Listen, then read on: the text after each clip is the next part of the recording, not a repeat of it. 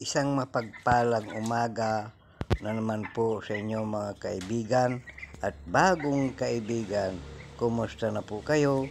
Ito, mayroon naman po akong ipapakita po sa inyo sa aking mga laruan po na mga broiler po. Ayan po, pinakawalan po ko po sila para makapag-exercise naman po na hindi lamang sila laging nakakulong sa cottage po nila.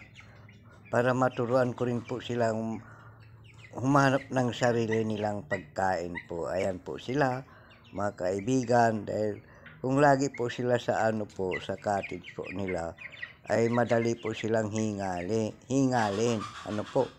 Pero dito ay parang free na po sila na naghanap ng makakain, tuka dito, tuka doon, po. Ayan po sila, makikita po ninyo sila, 3 weeks na po sila. Malapit na po silang 30 days po. Ayan. At napapansin ko po na hindi pantay-pantay po ang kanilang paglaki. Po. Mas malaki po yung mga lalaki po kaysa mga babae po. Po. Ayan po. Yan, pinaglalaro ko po sila at binabantayan baka tangayin po ng pusa sa pagpapractice ko sa kanila para sila po ay matutong humanap ng kanilang makakain po. Dahil pag hindi tinuruan ganito, ay pag sila ay malalaki na, paika-ika po silang maglakad po. Pag ganito po na na-exercise, ay madali po silang makatakbo kung sila po ay habulin ng pusa o ano paman po. Kaya mahigpit ko po silang binabantayan.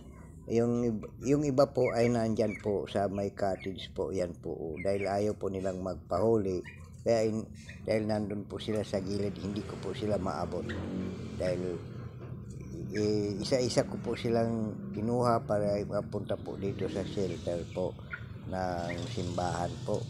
At dito naman po ako na lagi na nakaduyan, na nakatambay po.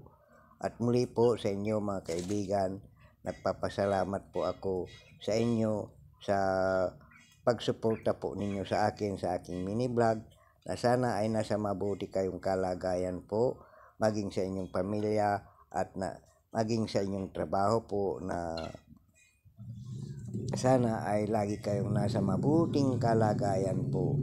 Ako naman po ay ito ang lagi kong exercise po. Ang libangan ko ay mag-alaga ng mga hayop po, na para mayroon po akong may lutong ulam kung sakasakali po na wala pong pambili.